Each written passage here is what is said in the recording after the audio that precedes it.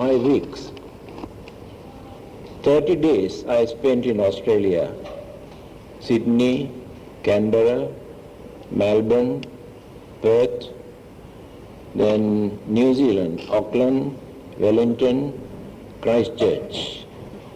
Altogether 1 month, 10 days I think.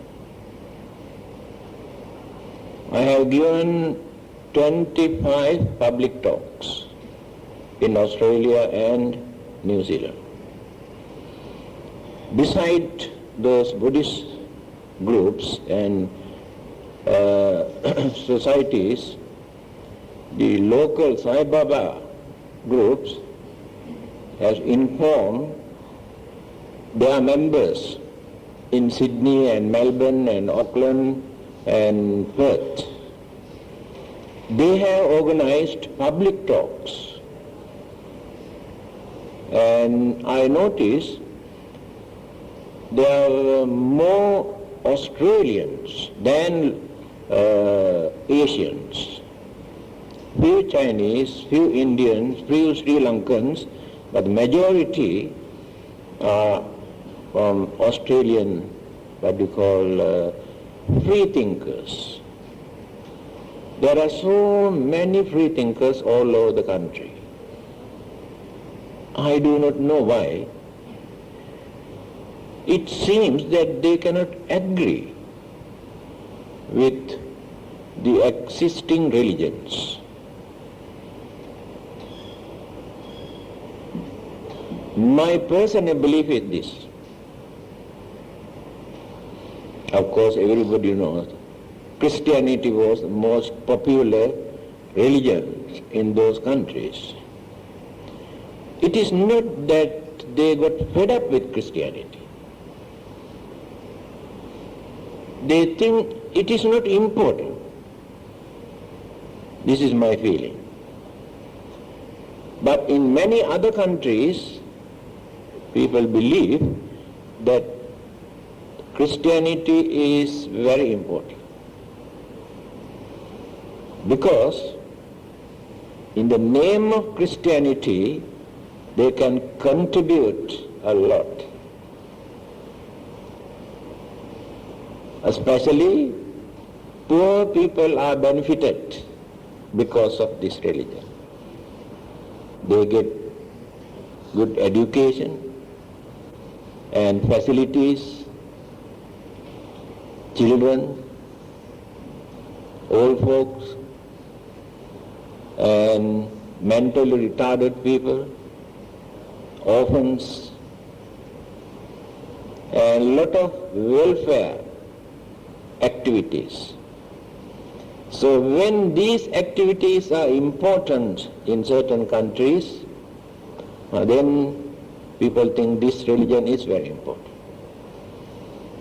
But in certain countries today, they do not depend on religions for these things. Government has undertaken to provide all the facilities, not through religions. That may be the reason why people are not interested. I do not know whether I am right or wrong.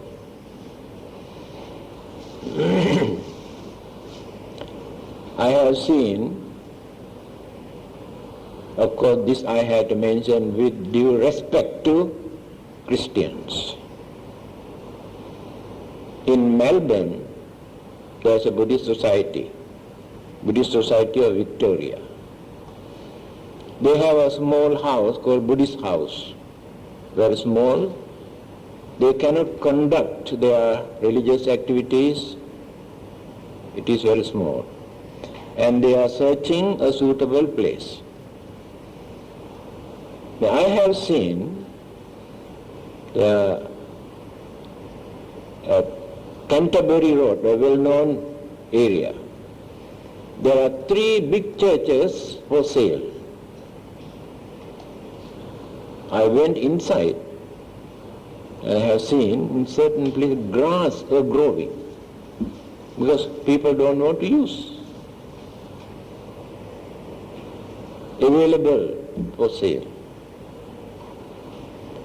So I recommended one of these churches for them to buy. They agreed. And church authorities are very happy to sell these churches to another religious group. It seems they are not prejudiced. Why? If ordinary people get this building, they can convert into a nightclub or liquor bar or disco or motels, and they don't like it. If another religious group get this building, they use for religious activities. So at the beginning, they said only 600,000. When the Buddhist group came and discussed, they say we reduce another 50,000. Now they are going to buy this church, convert into a Buddhist temple. Then in Perth, I was staying in another church building and priest quarters. They have purchased two buildings. Formerly, it was a Christian church. Now Buddhist group purchased. Now I think the most active Buddhist center in the whole country. I think you can remember that Reverend who visited here, Reverend Jagaro. He is the head of this place. Almost every day they have religious activities. In many other places I have seen only Asian Buddhists are active. Chinese, Thai, Burmese, Sri Lankan, and Vietnam, Cambodian, and Japanese, Koreans, but very few Australians.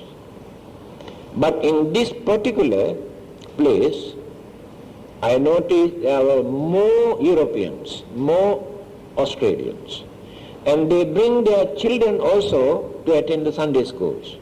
They want to train them to lead the Buddhist way of life. Again, many of those monks who are very active in those places are Europeans, from England, from Italy, from France and Germany, and they were trained in Thailand under Ajahn Chah, well-known meditation master. They speak Thai language and they lead a very, very humble and very simple religious life. And they are so humble. When I wanted to come back, there were 6 monks, all of them were Europeans. They came and knelt down around my car and respecting like this until I depart from this place. The way how they respect, how they were trained to be so humble and how to respect others.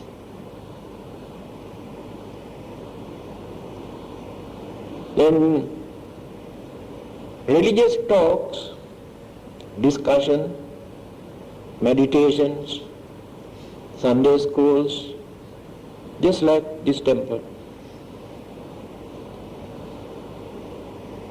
And there are many Sinhalese Buddhists from Sri Lanka. There's a complaint saying that very few Sinhalese Buddhists attend to the activities of this temple. So what they did, they informed many of those Sinhalese Buddhists that Sinhalese monks from Malaysia going to give a talk in Sinhalese language. Normally it is very difficult for them to get at least 10 Sinhalese Buddhists.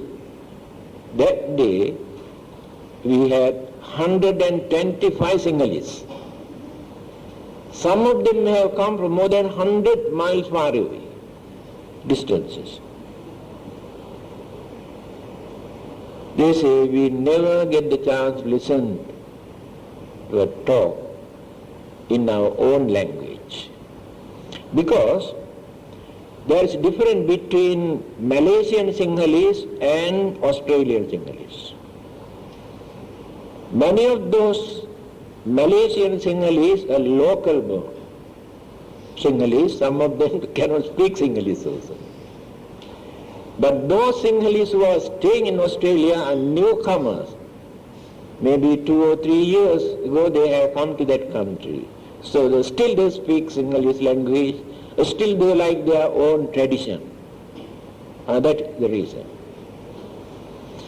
Chinese, those who are in Malaysia, have become very active. I met many of them when they were here in our youth sections, in our ladies section, in BMS and various other religious activities. So after migrating to Australia, they have joined different temples and give their full support. And what happened, during my stay, many people wanted to give dana, breakfast and lunch. But I stayed only about 4 or 5 days in one place. There were a few hundred people. So what they did, they jointly organized breakfast of 5 people, lunch 10 people. Otherwise, not enough days for them to offer. They wanted to do that. Then religious talks, I notice more Australians come and join.